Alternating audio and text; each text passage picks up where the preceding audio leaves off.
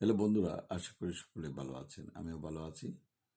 যারা জমি সংক্রান্ত মামলা করতে চান, অথবা পারিবারিক মামলা, অথবা চেক সম্পর্কিত মামলা বা অর্থ ঋণের মামলা করতে চান, তারা আমাদের সাথে যোগাযোগ করবেন। ময়মনসিংহ আমাদের জেলা জজ কোর্ট আদালত সৈয়দ নজরুল ইসলাম ভবনে, আর ঈশ্বরগঞ্জ চৌকি আদালতের আইনজীবী সমিতি নিচতলা ভবনে যোগাযোগ করবেন। ফোন নম্বর 01711337019 অথবা 01711921416 এই নম্বরে যোগাযোগ করুন।